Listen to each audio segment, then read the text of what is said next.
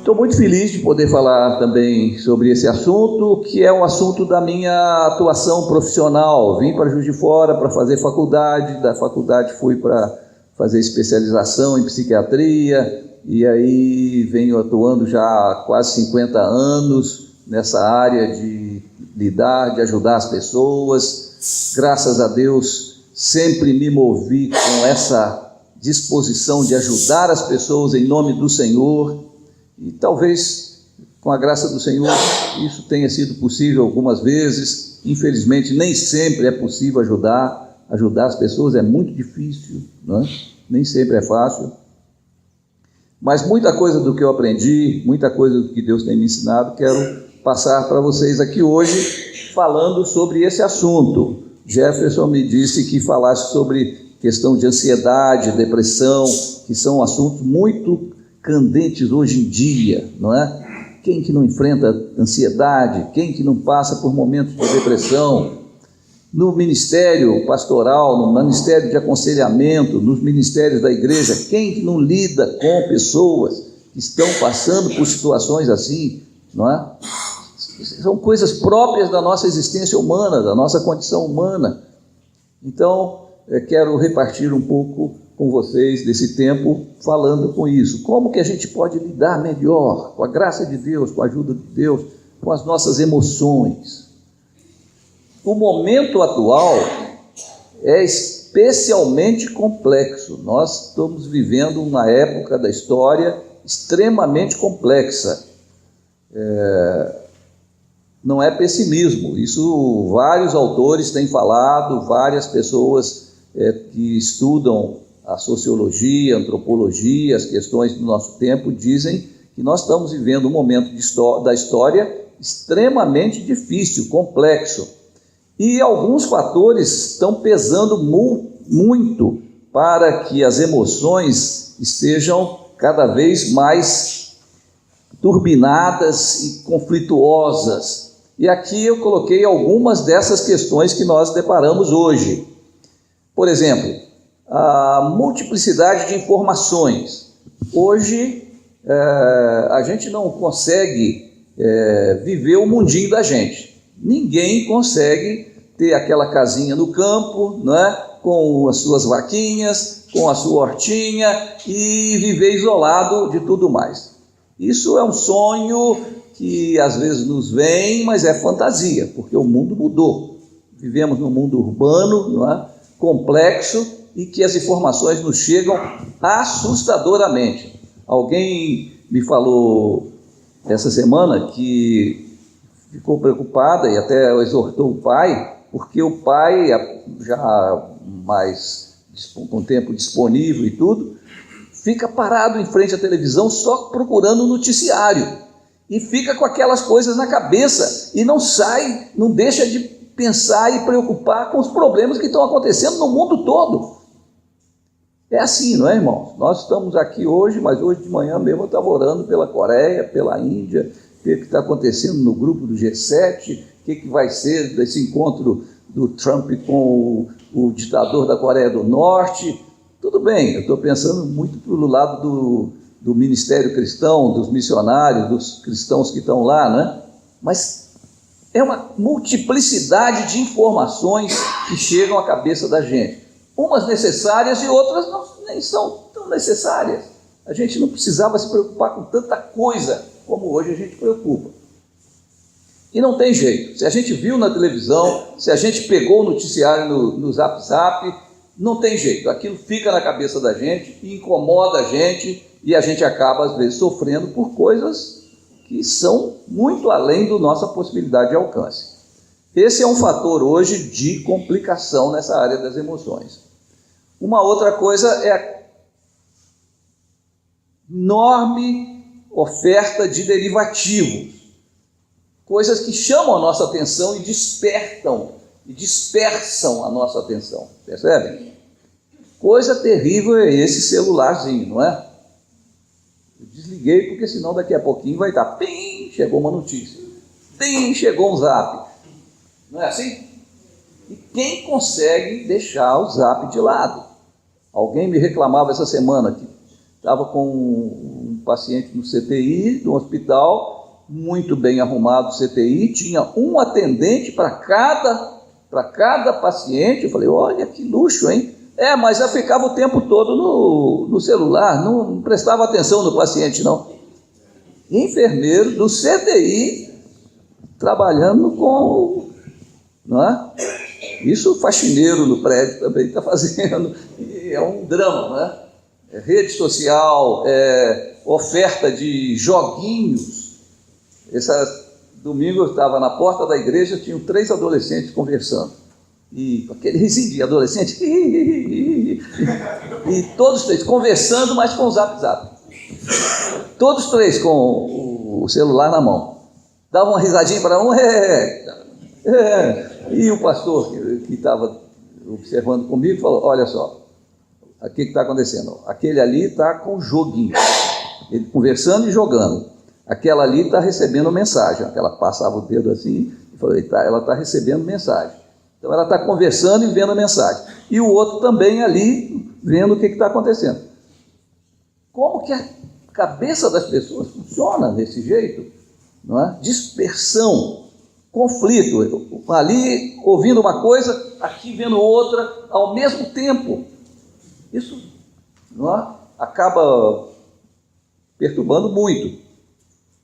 Exigências de consumo. Hoje a pressão de consumo é muito grande. Quem não quer ter um tênis de marca, quem não quer ter uma camisa com um logotipo chamativo, não é? Se para a gente mais idoso isso não pesa tanto, mas para o jovem, para o adolescente, isso é extremamente angustiante. Ter, não ter, poder possuir, não poder. Sempre tem uma marca nova, sempre tem um carro novo, sempre tem uma televisão, agora 4 não sei o quê, que tem que ser, porque senão você não vai ver a Copa. Coisas tremendas, né? Que aumentam a ansiedade da gente. A competição, nós estamos vivendo num mundo extremamente competitivo, as pessoas são desafiadas a render, a produzir, a bater metas, não é? Senão você vai ser demitido. Competição, tem mais gente chegando. Se você não for esperto, a fila anda e você fica para trás. Não é? Isso tudo dá uma sensação muito grande de que o tempo é pouco. O tempo é pouco. Já tiveram essa sensação? Com 24 horas não dá. Já criaram aí o banco 30 horas e não dá. 30 horas também não dá. E vai inventando mais coisa porque o tempo parece que foge da gente. A vivência hoje, a sensação que todos nós temos é de que o tempo não dá. E está ficando coisa para trás. E vai ficando cada vez mais coisa para trás. E a gente está sempre em débito com alguma coisa que ficou para trás. Haja emoção. Haja emoção. Esse é o mundo que nós vivemos. Esse é um mundo complicador com que nós lidamos. Esse momento atual tem algumas características também que têm sido apontadas, vocês já devem ter ouvido falar. Uma das características do nosso mundo hoje é o individualismo.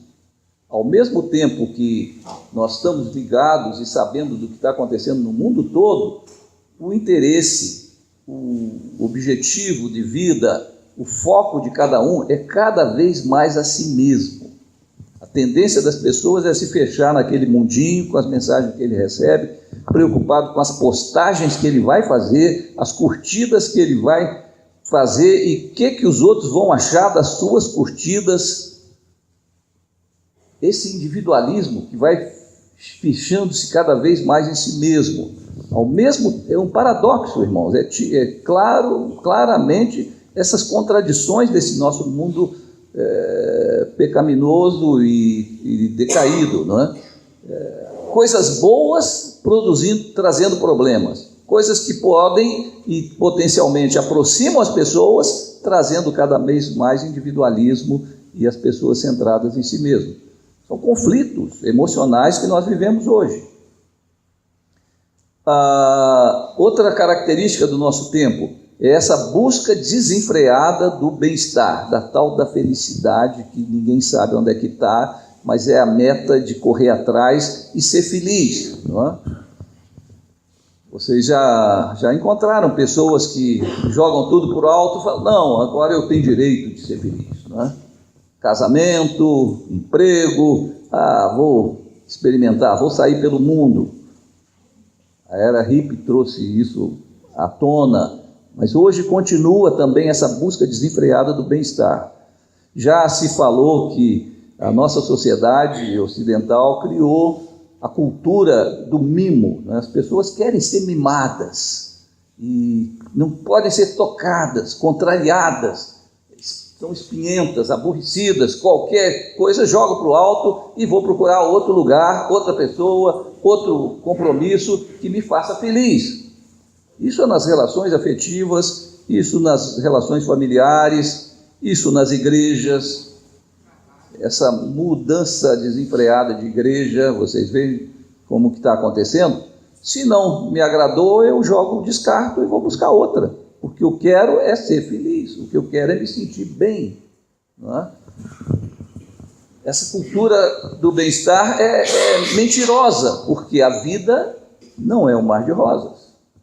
A vida não é um mar de rosas. Esses dias lembrei a uma pessoa que estava reclamando, eu falei com ele uma frase antiga que a gente ouvia de um certo pastor, que dizia assim: o crente não navega nesse mundo em navio de turismo, o crente navega num navio de guerra. Lembra qual pastor que falava isso? Esse moço da igreja levou um susto. Quê? O que é isso? Não, eu quero estar em navio de turismo, navio de guerra. Irmãos, porque a vida é uma guerra. É ilusão pensar que nós vamos sair por aí flanando em mar de rosa. É uma ilusão. Mas isso está sendo vendido. E isso conflita com as emoções, com a realidade da vida. E o que vem em seguida? Se essa ideal de felicidade nunca se realiza, porque nunca se realiza completamente realmente, se a vida está vazia de sentido, de significado, ela passa a ser o quê? Tediosa, monótona, desagradável e para alguns até descartável. Vocês estão sabendo a onda de suicídio que está havendo pelo mundo afora, né? Atingindo jovens, atingindo idosos, não é? Que chegam a um tédio da vida, uma decepção com tudo, uma frustração, um sentimento de irrealização, porque as expectativas são fantasiosas, nunca vão ser cumpridas e a decepção é inevitável. Nós vivemos esse mundo paradoxal, nós vivemos esse mundo conflituoso, nós vivemos esse mundo cheio de conflitos. Nós sabemos, irmãos, a origem disso tudo, mas sempre é bom lembrar, não é? Sempre é bom lembrar. A humanidade caminha num estado que a gente pode chamar de uma dissonância existencial. Uma dissonância entre o querer e o realizar, entre o projetar o ideal e o possível. Nós vivemos esse paradoxo, percebe? E nós sabemos muito bem de onde vem isso. Vocês lembram desses versículos da Bíblia, dessas citações? Se nós tínhamos uma harmonia inicial, olha só que bênção, imagem e semelhança de Deus, Gênesis 1, 27, não é? Os irmãos conhecem. Uma criação perfeita, Deus sempre, que bom, Deus achando tudo muito bom. Essa é a nossa visão do mundo. Uma harmonia com a natureza, com as pessoas. Essa harmonia inicial não perdurou, infelizmente não perdurou, não é? O que veio? Uma reviravolta, de tal forma que nós passamos a ser conhecedores do mal, não é? A criação inicial nos permitia sermos conhecedores do bem, E que bom seria, né, irmãos, sermos agraciados e sermos satisfeitos e felizes com o bem. Mas não, nós temos essa curiosidade pelo mal. Notícia ruim é que lastra, não é? Notícia ruim é que dá ibope, não é? Maldade nós sempre queremos saber, é mesmo? Como é que foi mesmo? E aconteceu? Não foi assim lá no Gênesis? E não continua sendo assim conosco? Essa quebra daquela harmonia inicial, essa reviravolta. Nós somos conhecedores do mal, irmãos, curtimos o mal, somos atraídos pelo mal, temos prazer no mal. Que coisa, que perversão no nosso coração. Percebem isso? Tremendo, não é? Não só conhecedores, experiência do mal. Acho que vale a pena a gente ler um pouquinho, não é? Gênesis 3, querem abrir aí? Alguém lê e a gente vai refletindo sobre isso. Gênesis 3, 5. Alguém lê para nós, faz favor.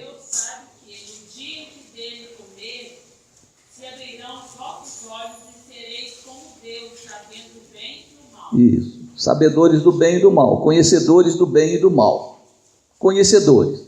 Depois, experimentando o mal, Gênesis 3, 16 a 19. Outro irmão lê, faz favor.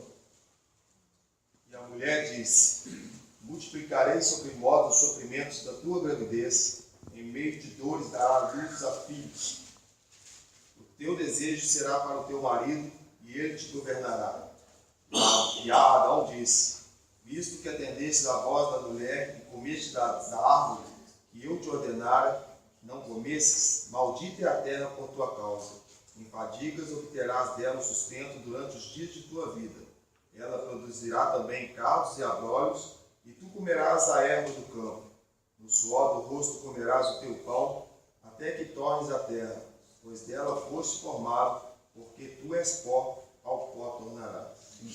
A experiência do mal, percebe?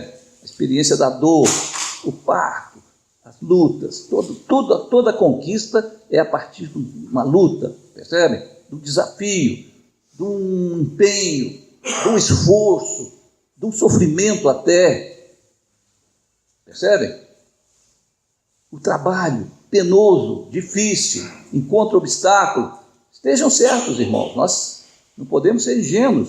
Todo projeto humano tem que levar em conta essa realidade do mal, que vai se manifestar, que vai se fazer presente, até nos lugares celestiais, não é? Até nas reuniões de oração, ou não? Até nas reuniões do conselho da igreja, não é? A experiência do mal, a presença do mal. Olha que reviravolta que aconteceu, daquela harmonia inicial para a nossa realidade de hoje, não é? Conhecedores do mal, experimentando o mal e mais, irmãos. Olha, alguém lê Gênesis 4, 7. Desejando o mal. Se bem fizeres, não haverá aceitação para ti, e se não fizeres bem, o pecado jaz à porta, e para ti será o seu desejo, e sobre ele dominarás. Sim. Essa necessidade de lidar com o desejo de morte, o desejo de maldição, o desejo de buscar o mal. Tem uma outra versão que fala isso com mais clareza. Alguém quer ler? Porventura, se procederes bem, não será levantado teu semelhante? E se não procederes bem, o pecado jaz à porta, e sobre ti será o seu desejo, mas sobre ele tu deves dominar. O desejo, não é? Desejo é inclinado para o mal. E a necessidade de lidar com essa questão, que nós desejamos mal. Há um tempo que correntes de pensamento, escolas filosóficas, escolas de psicologia, de antropologia, vieram propugnando que precisávamos liberar o desejo. O desejo. Aquilo que eu quero, eu posso. Aquilo que eu desejo, eu vou atrás e conquisto. tornou-se quase hegemônica a ideia da afirmação do desejo. E aí é uma advertência muito grande, porque nós precisamos ter domínio com o nosso desejo, porque a nossa tendência é desejar o mal. Não é o bem, não, é desejar o mal. Nós estamos vivendo realmente essa dissonância existencial.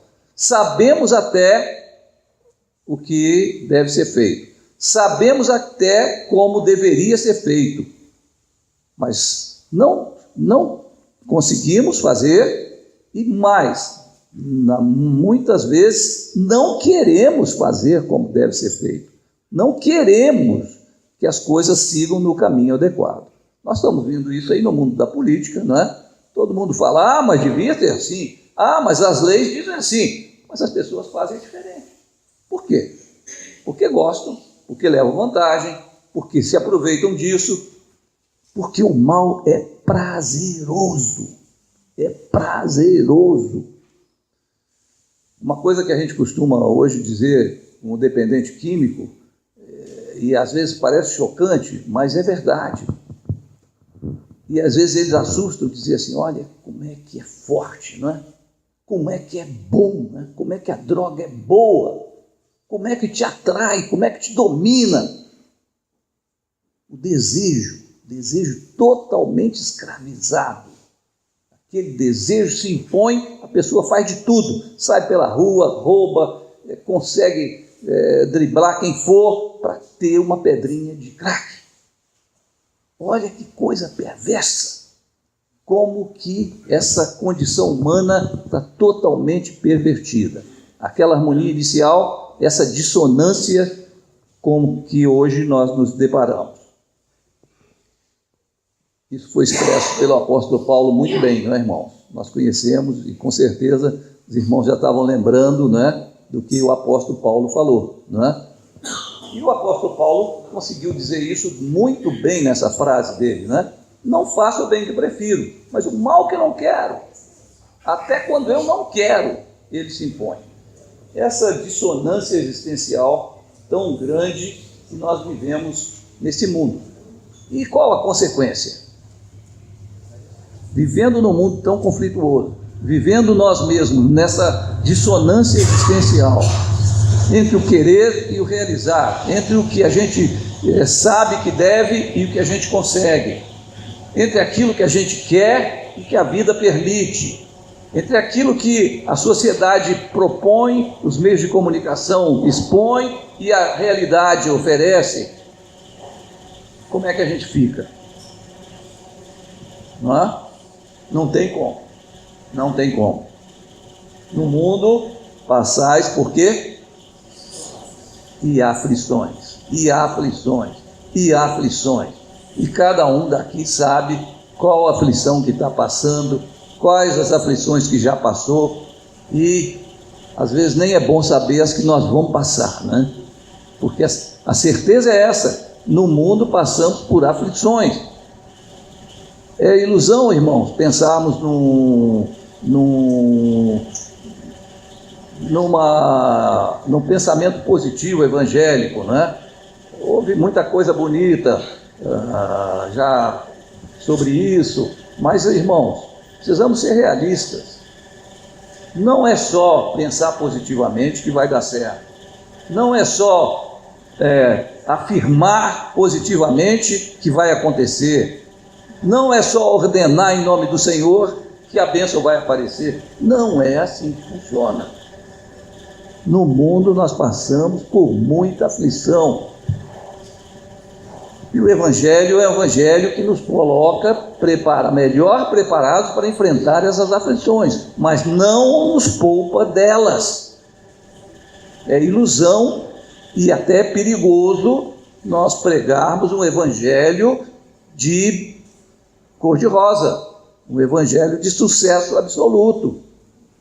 Pode atrair muita gente, pode parecer muito bonito, mas a realidade vai mostrar o contrário. Depois vou contar um caso para vocês de uma pessoa da Igreja Universal que eu estou acompanhando, que está vivendo esse conflito, não é? entre aquilo tudo que foi prometido e o que a realidade está oferecendo. E aí, como é que fica? Quem que está errado? É o Evangelho? É a igreja? Sou eu? Olha, a realidade é essa, nós passamos por aflições. As emoções são conflituosas e nos embaraçam muito. E aí entra a questão da vida afetiva, das nossas emoções, não é? Talvez seja um campo em que a gente lide com mais problema, que seja mais difícil, que seja mais embaraçoso para nós, seja essa área afetiva. Nós podemos planejar muito bem a nossa carreira, podemos planejar muito bem o nosso plano de estudos, podemos planejar muito bem a questão financeira. Tudo bem, isso tudo a gente pode planejar, mas e a vida afetiva? Essa escapa. A gente faz até planos, né? Não, eu quero um casamento assim, assim, assado, para mim tem que ser uma serva do Senhor, para mim tem que ser um homem de Deus. E depois? O que acontece? A rede de contatos, a rede de comunicação, a rede, né, expõe tanta situação, oferece tantas opções. As nossas reações emocionais às vezes são esquisitas, tão surpreendentes. A gente mesmo se assusta. Como é que eu fui? Como é que eu entendi assim? Como é que eu não enxerguei? Emoção. E quando a gente fala em vida afetiva, é bom a gente entender um pouquinho.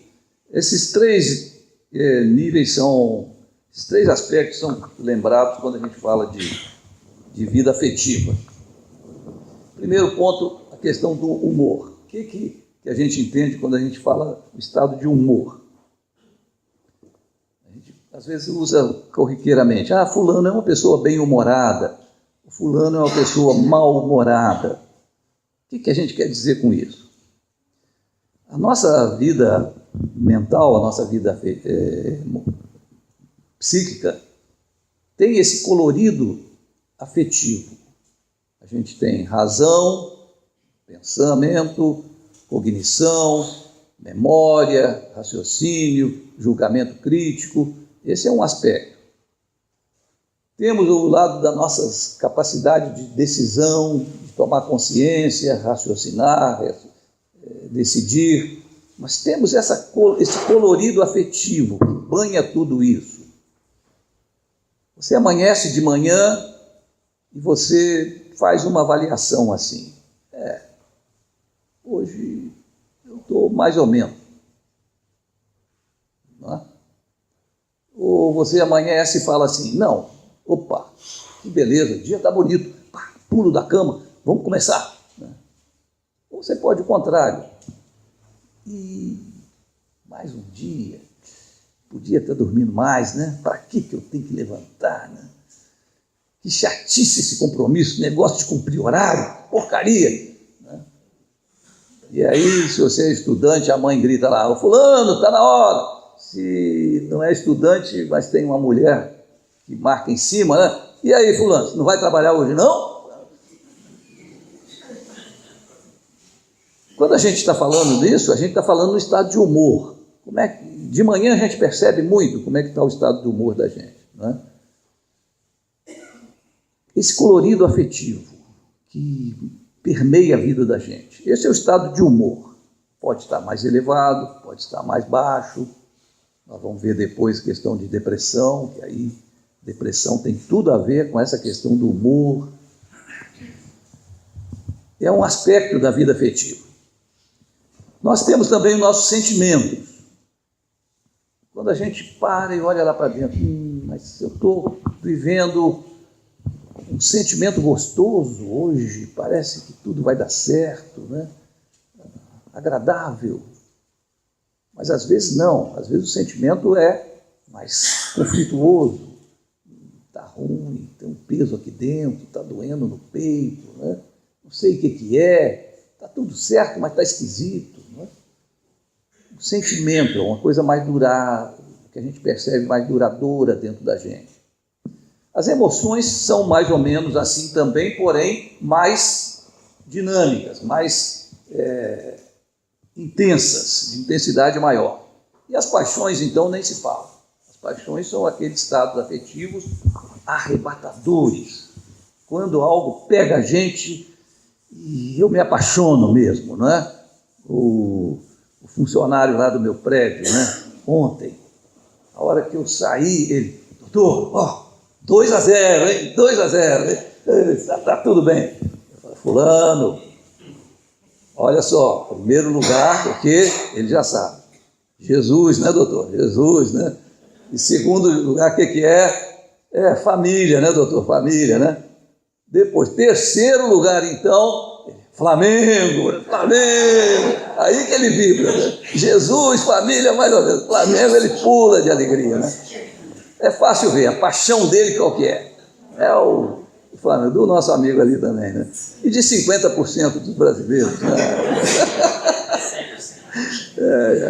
Muito legal, né? Esses são os níveis das emoções. Quando a gente está falando de vida afetiva, de sentimento, de tudo, a gente passa por esses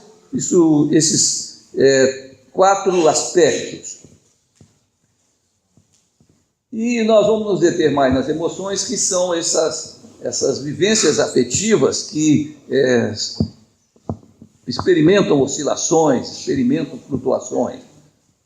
E algumas dessas emoções são muito interessantes.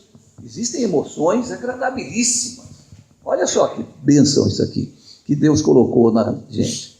Capacidade de amar, não é? Capacidade de amar. Capacidade de se sentir ligado afetivamente a alguém, a um projeto, a Deus.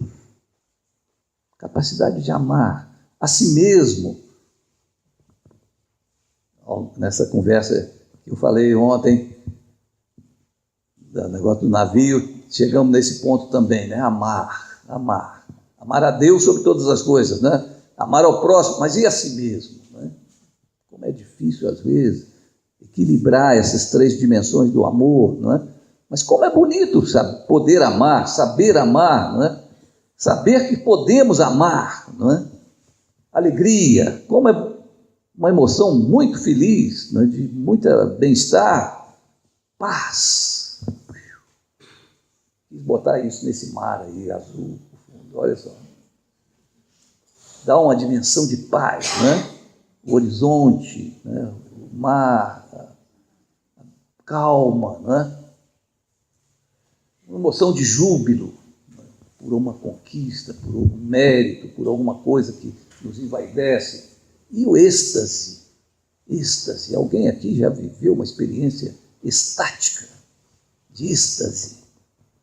Os grandes cristãos, os grandes místicos, não é? A experiência arrebatadora diante de Deus, não é?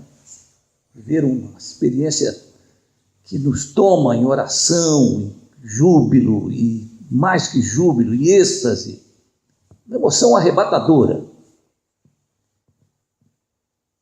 Já viveram emoções positivas? Glória a Deus, né? Ninguém aguenta se não viver emoções assim, não é? Ninguém de nós viveria, subsistiria, se não houvesse um mínimo de nutrição de amor, um mínimo de alegria na vida, né? Um mínimo de paz, né? Nós precisamos disso. E precisamos talvez recuperar um pouco esse lado da mística cristã também, né? O pessoal está vindo atrás de mística budista, né? Hinduísta, né? Querendo yoga, querendo relaxamento. Mas é a mística cristã. E a possibilidade de nós vivermos isso diante de Deus. Não é diante do Brahma, não é diante da energia cósmica, é diante de Deus. Não é? A gente fica, às vezes, com um pouco de medo das emoções, né? O pessoal critica, às vezes, os protestantes por terem apelado muito para a racionalidade, né? Lutero, nosso Calvino, não é? Magníficas institutas de Calvino, cabeça, teologia, mas tem a mística cristã também, a vida da oração. Eles eram também grandes homens de oração, não é? E nós, às vezes, ficamos só com a racionalidade da teologia e não da vivência da fé. Mas, irmãos, infelizmente, nem sempre as coisas caminham favoravelmente no campo das emoções. Nem sempre. Nós experimentamos emoções muito penosas. Eu coloquei aqui algumas, mas o repertório é grande. Emoções penosas. Tristeza, vergonha, remorso, culpa, tédio. Alguém aqui já passou por isso? Aliás, o contrário. Alguém aqui nunca passou por isso? Não é? Tem aquele lado de emoções positivas e favoráveis e atraentes, mas tem esse lado na vida também. Tem a hora da tristeza, tem a hora da vergonha, tem a hora do remorso. Como é difícil lidar com o remorso, não é? Como é difícil lidar com a culpa. Como nós somos tendentes à culpa. Como somos. É um registro desde lá do Éden, está lá. Primeira coisa que aquela tragédia do Éden aconteceu, esconder de Deus, vergonha, culpa, apontando, jogando a culpa no outro. Essa é a história humana, irmãos. Nós somos extremamente expostos a isso, não é? Mas tem mais, a lista não acabou aqui não. Emoções negativas. Olha só como é que nós somos propensos. Raiva, rancor, ódio, inveja. Como é às vezes difícil para crente admitir que ele está com ódio do irmão, né? Está com ódio do parente, né? E tem hora que a gente sente ódio mesmo, não é? Eu contei para uma pessoa outro dia o que Billy Graham falou, né? Perguntaram a Billy Graham, morreu recentemente com 90 e tantos anos, né? E dizem que numa palestra dele sobre matrimônio, casamento, tal, depois alguém fez a pergunta dele: pastor Billy Graham, mas o senhor nunca teve vontade de separar-se da sua esposa? Nunca teve vontade de separar dela? 50 anos de casado, né? Ele falou assim: olha, irmão, separar eu nunca pensei, não. Mas desejo de matá-la eu já tive várias vezes.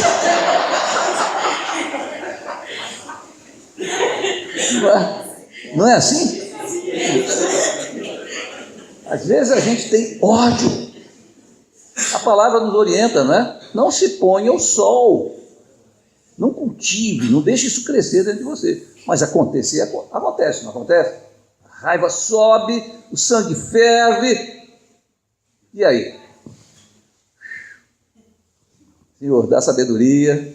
Estou lidando com uma moça, uma senhora, jovem senhora, de 26 anos, coitada. Ela, com 18 anos, se casou com um rapaz que ela conheceu.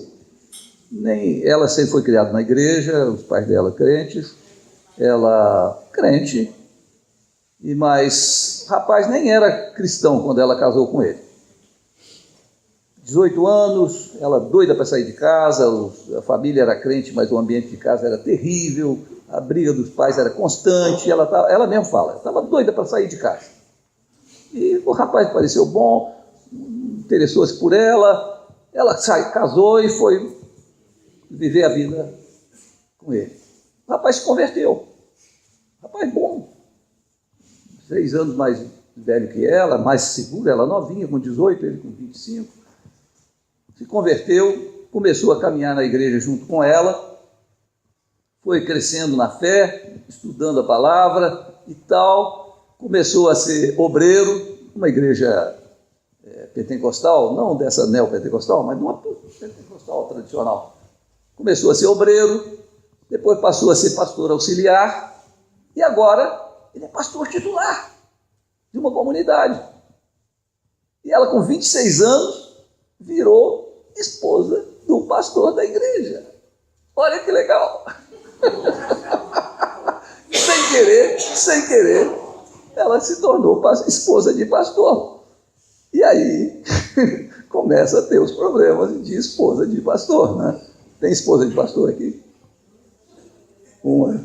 Então, sabe o que é, né? E ela está aprendendo, coitada, sozinha. Seria bom ela ter contato com outras, né? Ela está aprendendo sozinha. Com 25 anos agora, 24, 25 anos, é esposa de pastor. E aí começa, a primeira que ela me contou agora, foi que ela, naturalmente, ainda muito experiente, acha que tem que fazer tudo na igreja, né? Que esposa de pastor tem que dar aula da escola dominical, tem que dirigir o grupo de senhoras, tem que ser regente do coro e fazer tudo. E ela está tentando. Mas, aí o que acontece? Ela vai reger o coro, mas tem alguém que, na igreja não é assim? Mete o pau, mas ela não sabia. Mas ela falhou naquele ponto. Mas ela fez isso e aquilo. Mas quando ela soube que um irmão lá estava falando alguma coisa dela, ela ficou com ódio do irmão. Ódio do irmão. Ela fazendo tudo, coitada. Fazendo esforço enorme, coitada. E sempre tem quem critica, não é assim? Em todo lugar. Em todo lugar. Ela ficou com ódio do irmão. E não podendo chegar e amassar a cara desse irmão, o que ela fez? Ela foi para casa, entrou no banheiro, fechou a porta, quebrou tudo que podia.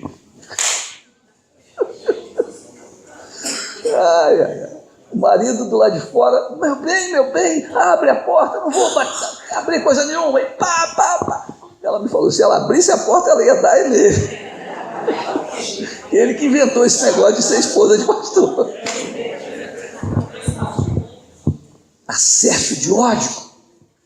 Acesso de ódio. Depois ela mesmo caiu em si e falou, o que eu fiz? Me ajuda, eu não quero fazer isso de novo. Mas na hora a gente faz. Não é verdade? Na melhor boa vontade.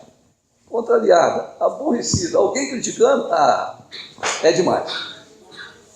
Para a gente ver como é que a emoção explode. Né? Ódio, inveja, ciúme. Eu não quero ter ciúme, mas estou lidando com outro. O rapaz, esse é o contrário. Ele está com 25, 26 anos atualmente. Casou com juntou com uma pessoa 8 anos mais velha que ele. Ele era novinho, com 22 anos. E ele, com 22 anos, casou-se com ela, juntou-se com ela, e ela já com 2 filhos. Então, ele, com 22 anos, se tornou marido de uma esposa com 30 e com 2 filhos já com 7, 8 anos cada um. E teve um outro filho com ela, então ele é pai de 3 crianças. Hoje ele está com 26, 27, e já é pai de 3 crianças. E a vida é complicada, né? E ele é servente de pedreiro, né?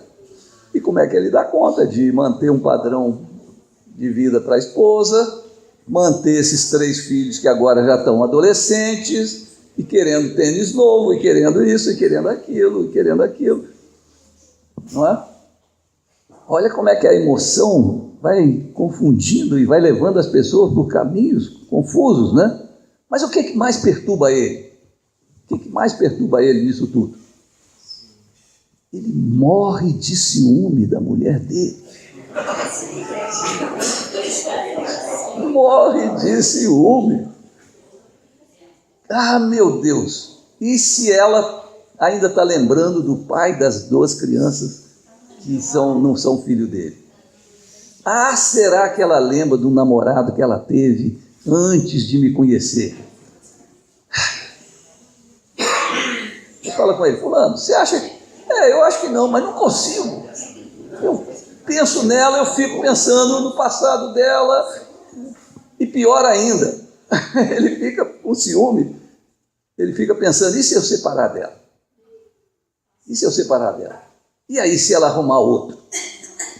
Ele já fica com ciúme do outro. Olha como é que é a cabeça do ser humano. Nem separar dela ele consegue, porque ele vai sofrer, porque ela vai relacionar com o outro e ele vai morrer de ciúme. Se você conversa racionalmente com ele, fala, não tem sentido mesmo não, mas eu não consigo.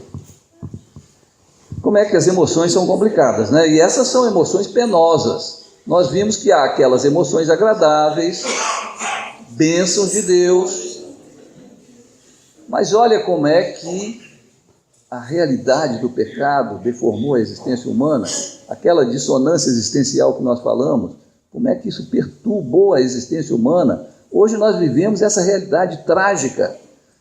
Vocês vejam, muito mais emoção negativa do que positiva, não é verdade? Olha só. Listei 5 emoções positivas, não é? E quantas negativas? 5 mais 5, não é? No mínimo, o dobro de emoções negativas nós estamos expostos. Olha que condição a nossa existência, né? Condição complicada. E por isso esse campo de emoções realmente é muito complicado. E aí nós acabamos caindo nessas duas, que a gente chama de emoções mais complexas. Aquelas anteriores eram emoções simples. Essas aqui são emoções complexas, que juntam uma série daquelas outras todas e produzem esse resultado: ansiedade ou angústia.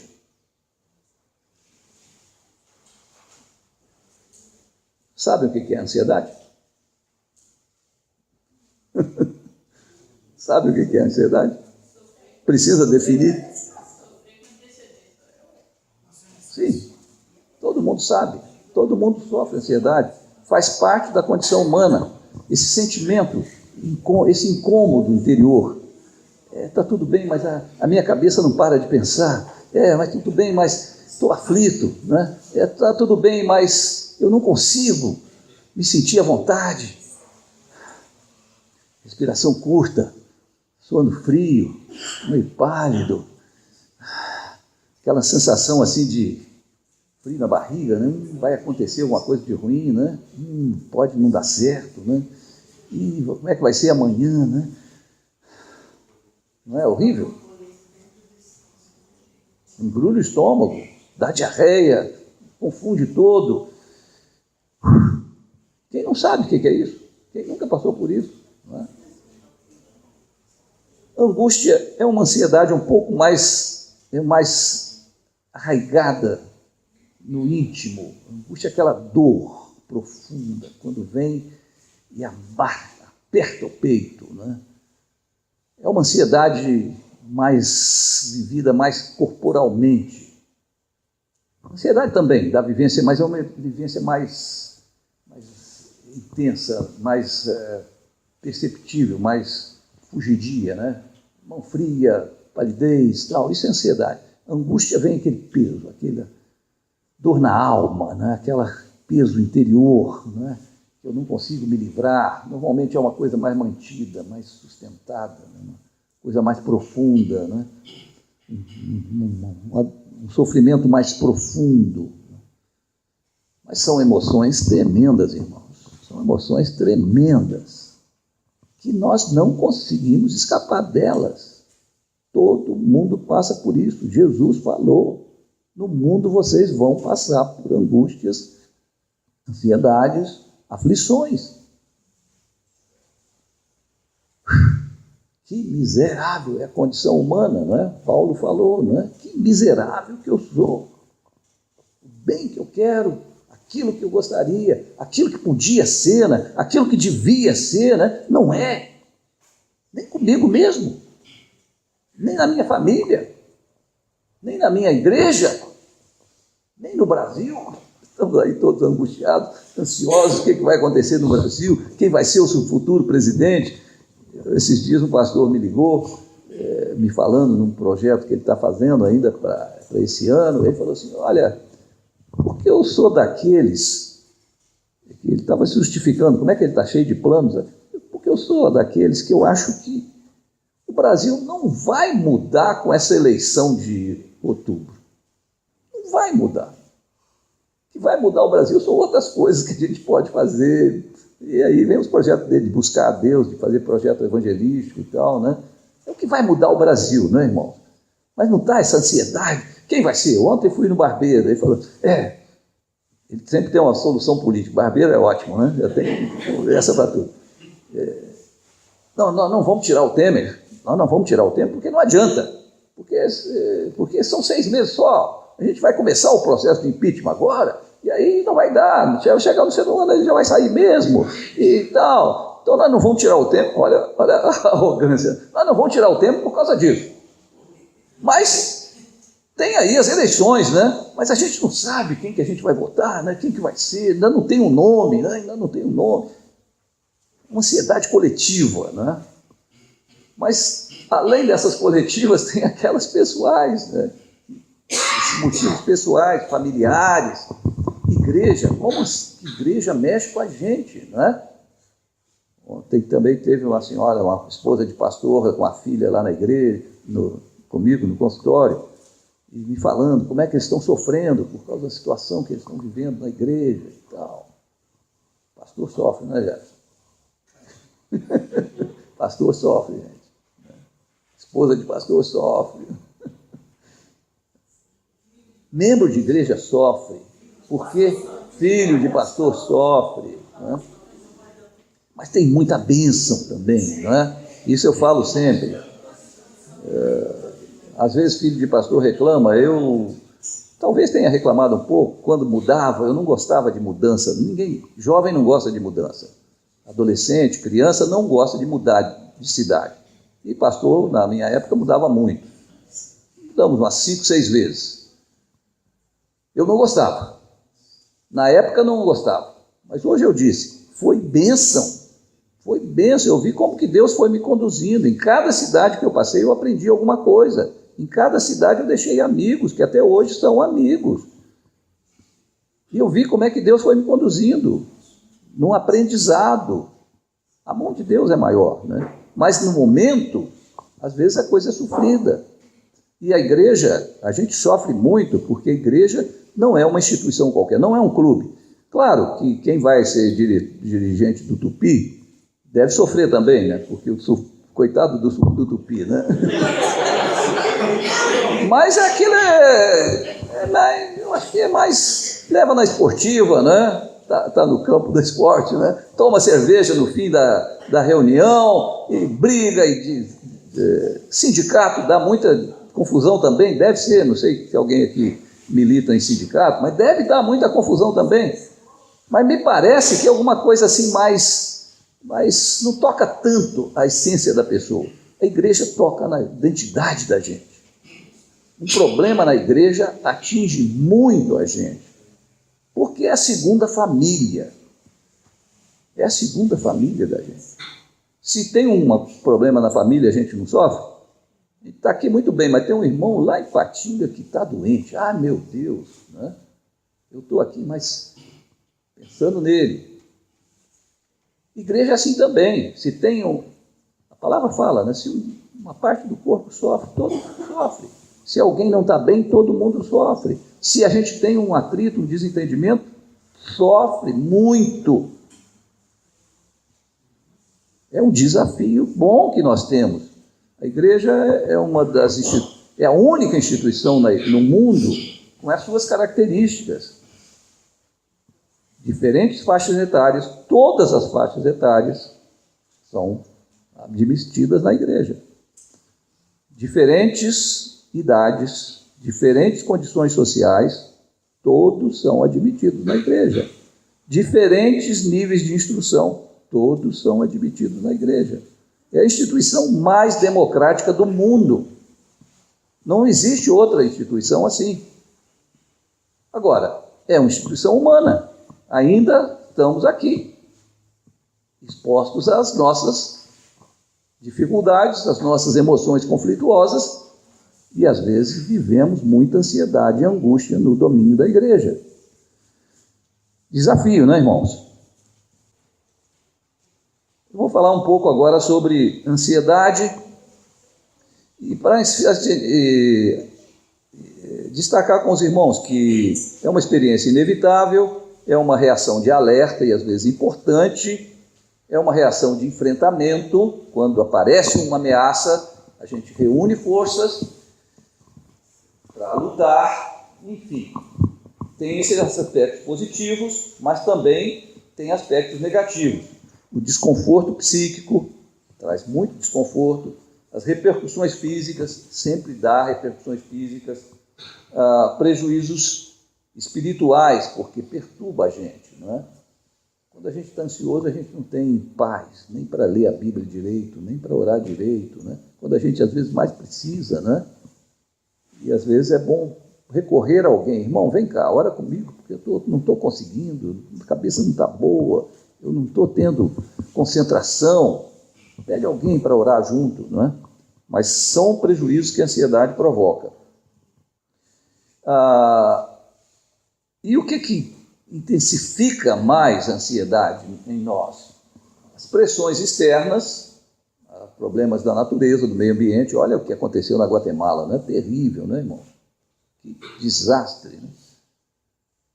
Muito crente lá, hein? Tem muito crente na Guatemala. O número de evangélicos na Guatemala é grande. Vai chegar a uns 40%. Temos que orar por eles, não é? O problema da urbanização aumenta demais a nossa ansiedade. O homem de hoje é um homem. Nós hoje estamos muito ansiosos por todas essas condições. Estamos conscientes dos riscos da natureza, os riscos do meio ambiente. Estamos sabendo da tragédia da Guatemala. Não podemos fazer muita coisa senão orar, mas estamos sofrendo, não é? Problema da urbanização, nós estamos todos sofrendo. Trânsito, moradia, um problema. As vicissitudes da vida, doenças, conflitos, tudo isso gera muita ansiedade. E, além disso, as questões individuais. Cada um de nós tem uma predisposição genética. Alguns têm mais predisposição à reação ansiosa. Outros têm uma reação mais protelada, mais contida. Isso a gente já nasce com esse condicionamento genético. O ambiente familiar influi muito. Ontem, uma pessoa foi consultar comigo. A ansiedade dela se manifesta por coceira. Ela coça o corpo. E já fez tudo quanto é exame, não tem nada. É coceira psicológica, é emocional. Então vai procurar psiquiatra, né? E ela... mas a minha mãe era assim também.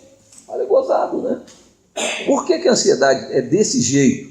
A mãe dela, ambiente, educação, onde ela foi criada. Aquelas mães super protetoras. Meu filho, cuidado. Meu filho, não faz isso, é perigoso. Ansiedade. Sempre a criança já nasce num ambiente assim. Ambientes conflituosos, briga entre os pais, ameaças. Essa mesma senhora disse, além da mãe que se gostava, coitada da mãe, por que ela se gostava tanto? Marido alcoólatra, batia nela, de madrugada chegava, punha todo mundo para correr.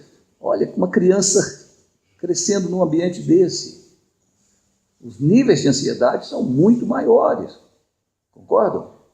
E se expressa de alguma maneira. Isso muitas vezes se torna um padrão comportamental. A pessoa tem essa disposição de antecipar os problemas, de preocupar demais, de ter uma disposição medrosa diante da vida. Isso passa a ser um padrão comportamental, percebe? Pela genética, pela educação, pela maneira de ser de cada um. Isso, então, faz com que uns sejam mais ansiosos, expressem a ansiedade de uma maneira, outros expressem de uma outra maneira. Momento de vida. Há momentos da vida que geram mais ansiedade, não é? A criança sofre muito ansiedade pela insegurança, pela vulnerabilidade dela, pela fragilidade dela. O adolescente, terrível, uma fase muito difícil, que nós precisamos ter muita paciência, não só para tolerar, mas para ajudar os nossos adolescentes, porque é uma vivência terrível de ansiedade. Eles querem se apresentar bem, eles querem estar bem, eles querem ser aceitos pelo grupo, eles querem se achar bonito. Ele olha no espelho, apareceu uma espinha. É um drama, é um momento de vida dificílimo, que é a adolescência. Depois vem vestibular, faculdade, emprego, momentos de ansiedade, gravidez, filho, desemprego, situações de vida, não é? Tudo isso pode gerar situações de muita ansiedade. As expectativas negativas, então. Muitas pessoas têm esse padrão comportamental, sofrem mais ansiedade, claro. Quando esperam que tudo vai dar errado, já tem uma disposição negativa diante dos fatos. conflitos reais e imaginários. Muitas vezes a pessoa está vivendo um conflito mesmo. Às vezes é um conflito que ele cria na cabeça. Temores exagerados. Muitas pessoas têm essa disposição, não é? E essa é uma frase típica de alguém que lida de crente, frase de crente que lida com ansiedade. Porque é a ilusão dizer que crente não tem ansiedade. Tem ou não tem? No mundo temos aflições. É uma ilusão dizer que depois que eu aceitei Jesus, tudo se tornou mar de rosas. Depois que eu aceitei Jesus, não tive mais problema na vida. É ilusão. Olha essa frase. Alguém quer ler? Quero confiar em Deus, mas acabo me desesperando e fazendo escolhas erradas na vida sentimental e em outras áreas, com consequências desastrosas. Como vencer essa ansiedade? Pois é. Quero, mas não consigo. Esse é o nosso dilema, não é? Que bom que quer, não é? O crente ainda quer, mas nem sempre consegue.